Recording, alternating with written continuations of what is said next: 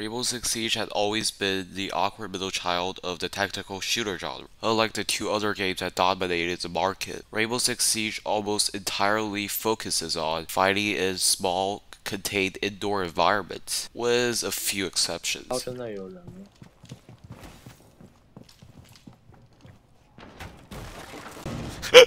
？And of course, unlike CSGO and Valorant, where managing your economy and mastering certain maneuvers are vital, such as counter-strafing and jiggle peeking, Rainbow Six Siege doesn't have all of them. Sure, jiggle peeking is still viable, but almost all the time, unlike in CSGO and Valorant, you'll be ADSing and leading. I've only scratched the surface of what makes Siege unique to other tactical shooters. But then why is Siege declining in popularity? Even the newcomer Valorant, which is basically a more cartoonish CSGO with a class system, is gaining more and more players each day. What caused the start of the fall of Rainbow Six Siege?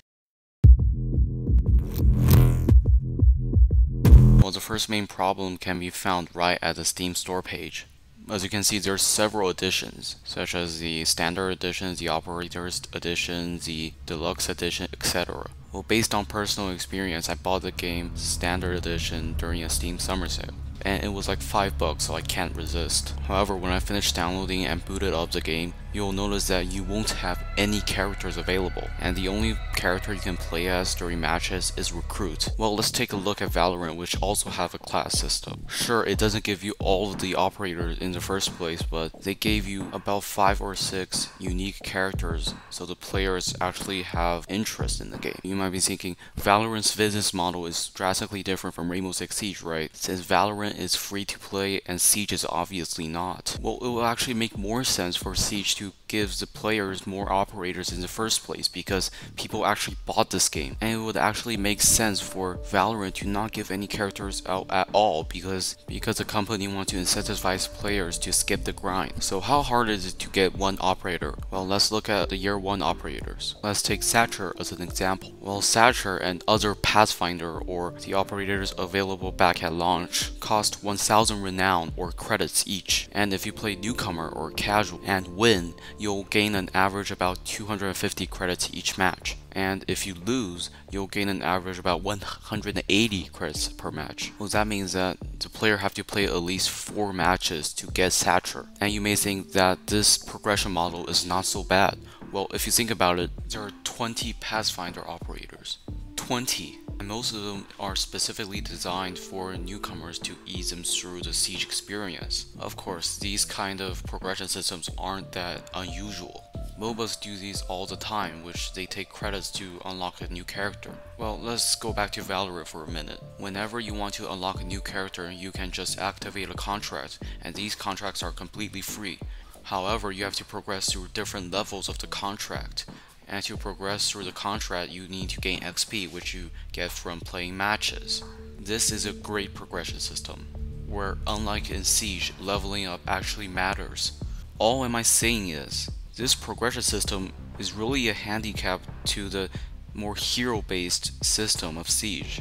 The least they can do is to let everybody use any operator in casual so that people can actually get a feel of what the operator is like before deciding to buy it or grind for it. You don't know how many times I spent those precious renown on the operators that I will probably never play. So I'm urging Ubisoft to actually implement this feature in casual. Another way to actually improve this progression system is to decrease the cost of renown for each operator. Let me get you in perspective. I spent around 170 hours in this game.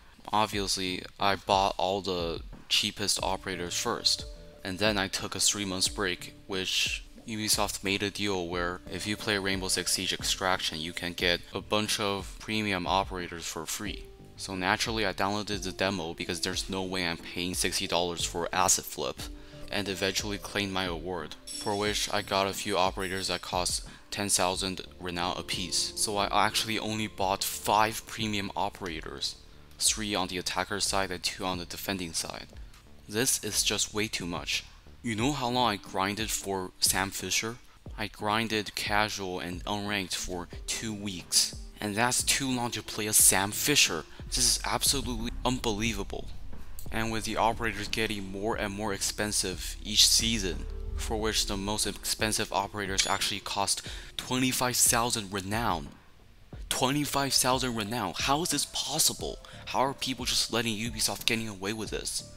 Look, Ubisoft, if you actually want your game to grow, then you'd better at least remove the standard edition from the store and leave the deluxe editions only, as these are only the viable options you could get. Oh yeah, because of microtransactions, so they won't remove the standard edition. Now that I finally stopped talking about beginner traps, let's talk about the more relevant problems of Siege. And this problem can be summed up with this clip.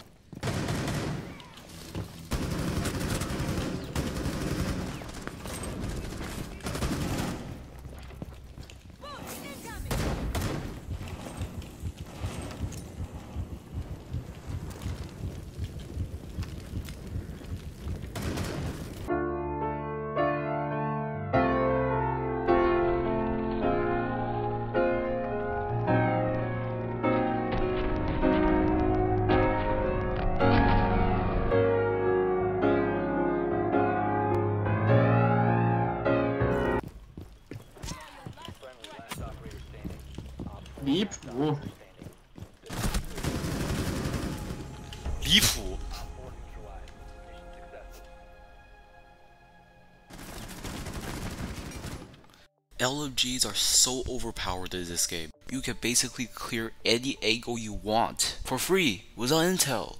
Plus, they have insane damage, virtually no recoil, and a huge mag. So the biggest offender is obviously if you got— Wait, what? Ubisoft actually nerfed it in the new season? Guns have random recoil now?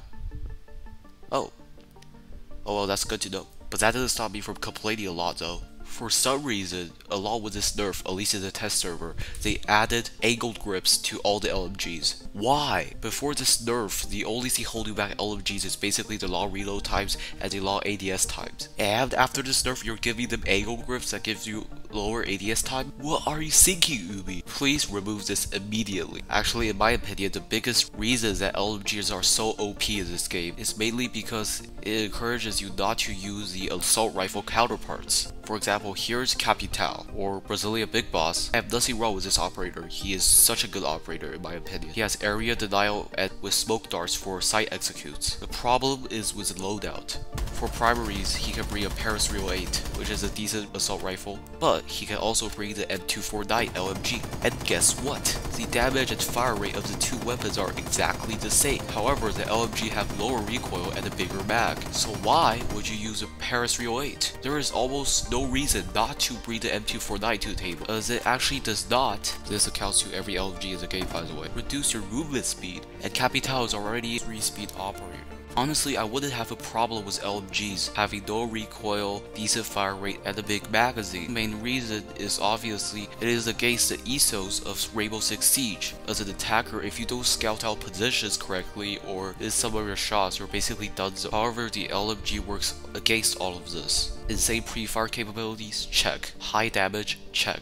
Basically doesn't need to reload? Check. I'm not saying that LMG shouldn't be in the game. I'm saying that Ubisoft had to balance out the advantages and disadvantages of using LMG to make it based on personal preference rather than which one is stronger. So, Ubi, remove the angle grip from the test server immediately, and also maybe reduce the damage of LMGs a bit. And finally, make LMGs actually decrease your mobility in the game, which is basically how every LMG works in every other first-person shooter. But of course, with me complaining that much, you'll think that I can never be satisfied. But you have to remember, that's basically my job, so yeah. But I am really happy and really excited about the new season with so many changes that 99% are beneficial to this game. I can see that maybe we'll see a lot of old players come back to Siege. At least I hope so. Speaking of, I have to talk about a problem that is not apparent in the game, but is a huge factor that affects the game sales. And that is, play another rendition of the Battlefield theme song, please. Now, the main reason I grouped these two problems that have no relation with each other is that Gregor already made a really good video about that, and I don't want to step on his toes. So you can go watch his video, or you can just listen to me summarize the points instead. First of all, the cheating. Of course, it's already apparent that most competitive tactical first-person shooters have a cheating problem. For CSGO, it happened a few years ago when the game became free to play, and also VAC was kind of trash. And for Valorant, It's because that their anti-cheat is so secure that it actually sells their data to China. However, cheating in those games are fairly easy to point out, especially in CSGO when the game is fundamentally really simple. And if you're spin bottling or walling or maybe aimbotting, it's really easy for a person to look back at the demo and figure out if it's cheating or not. However, in Rainbow Six Siege, there's so many variables to take account of. Since a lot of the gameplay is information based, that means if an enemy, let's say if you look at his demo,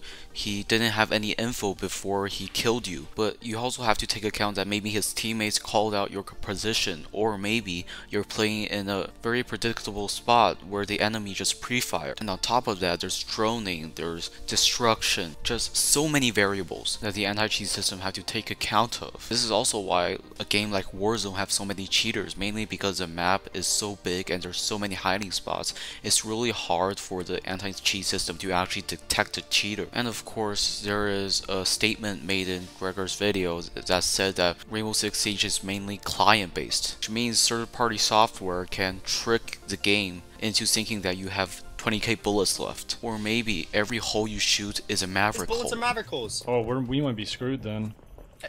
Blow it, blow it, blow it. Oh! Oh! Man, dude. He said blow it, blow it, blow it. Wow. We need. But of course, the dev team cannot change the code because most of the people who wrote the code have already left to work elsewhere. So technically, the easiest way to solve this problem is to build Siege 2.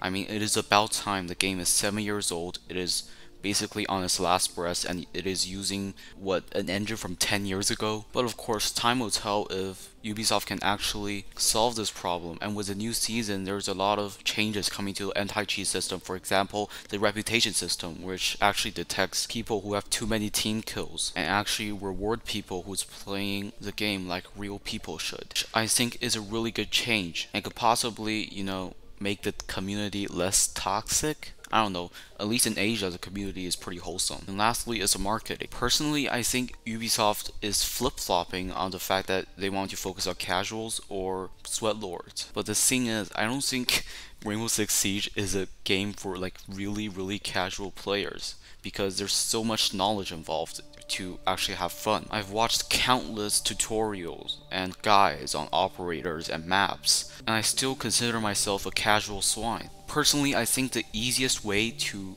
gather new players is, for example, fix a progression system and also actually make a story mode for Siege for once. I actually really enjoy the writing in Rainbow Six Siege, although it may be a bit ridiculous, but I do think it has a lot of potential. I mean, I clearly see that the dev team had a lot of fun making a lot of these shorts. They are beautifully animated, they are well voiced. Just make a story mode or a co-op campaign and just market the hell out of it, and I think that it'll have a resurgence of new players. It's not really surprising that Siege is not really a mainstream game. The main problem is its depth. Sure, a game with a steep learning curve is attractive to many, but a lot of people actually enjoy the simplicity of games such as CSGO. Even though the game is really hard to master, the rules are really easy to learn. But of course, to get those people who actually really like the depths of Siege, we need to convince people that Siege is actually a good game worth their time. What really confuses me is that Ubisoft made all of these cinematic shorts and they rarely promote them. I remember when Valorant is launching, I'll always get their cinematic shorts as ads before the video. And even though it is a really aggressive marketing strategy, it works because I actually tried out the game a few months later and I really don't like the game. But it's fine, every product doesn't attract everyone. But the main problem is that Ubisoft is not promoting the game enough to actually have that many people try out the game. So the easiest solution is basically make all of these cinematic shorts an ad, and maybe, just maybe, if the development team actually decides to make a campaign of sorts, advertise it via free weekend. Entry frag! Who is entry frag? Who is? Tell me! You, glass, okay. 我操!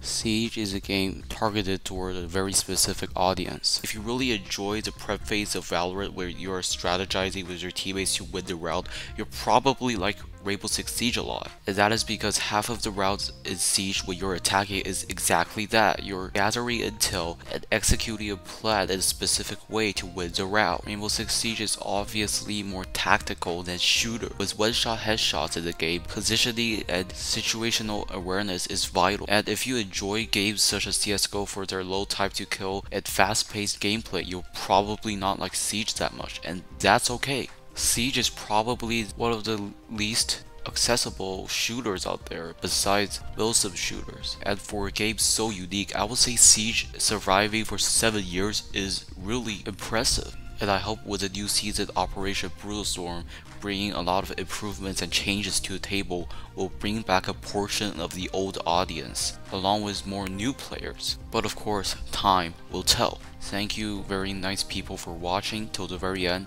If you like more stuff like this, be sure to subscribe obviously. And of course you can click on the video displayed on the left. It's an analysis video on Sludge Life, a really niche indie game. It's kind of like Jet Set Radio, but if everything is on crack. The world is really depressing though, if you're interested. And no, it did not happen all in your head. It did not happen all in the protagonist's head. Why would it do that?